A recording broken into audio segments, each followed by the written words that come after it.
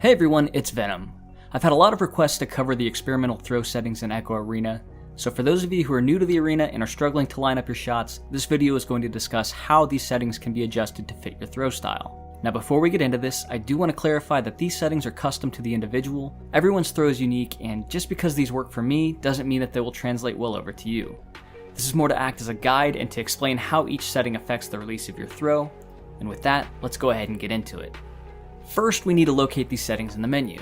Start by holding the menu button on your left controller until the menu screen pops up. Select Settings, and then navigate through until you land on the Gameplay Throwing Settings screen. This is where all throwing adjustments will be made. We're going to start with the experimental throwing first, as this is going to determine how the disc is released according to the sensor tracking. There are three options here: off, predictive, and latest sensor data. Now, my knowledge of how these settings works is mostly community informed and not directly from Rad, so I do want to credit VENOM for his assistance. Starting with off, this is going to be standard to how the game has been since release on Quest. Predictive uses the raw sensor data and then tries to make a prediction for the trajectory. And latest sensor data reads the raw sensor input data as accurately as possible and ends up taking the last point before the sensors lose tracking. Now, all of these are going to depend on your throw technique and where the sensors lose tracking of the controllers. Once you've tested the three and have landed on the option that best matches your style, it's time to move into fine-tuning. So let's start with input grab. This is going to determine how far in the grab button on the controller needs to be pressed in before the grab is initiated. This isn't relevant for throwing, but useful if you find yourself struggling with regrabs or accidentally getting caught on geo because your palm has slightly pressed the button in.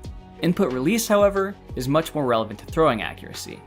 The higher this number, the later your hand will release an object. I've personally always felt that the release point on Quest headsets is already late, so I would start at 0 or 0.5 and work forward until it feels comfortable. Just be aware that if you start running into the issue of dropping the disc, adjusting this value a little bit higher will help. Lastly, wrist angle is a setting that was added to assist those of us who needed a lower release point than 0.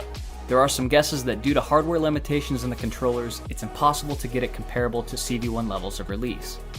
Therefore, the wrist angle is another way to adjust the trajectory of your throw release. This option starts at 0 and can be adjusted positive or negative. Positive will cause your throw to rise, and negative will make it drop. Additionally, the setting can be used to add a little more power to your throw, which is why some players keep this around the max of 45 to hit those 19 meter per second shots.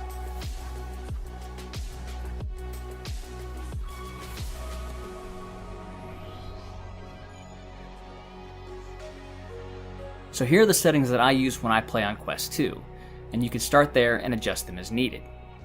I keep my input grab at 17.5%, input release at 2%, wrist angle at 33%, and latest sensor data for my experimental throwing.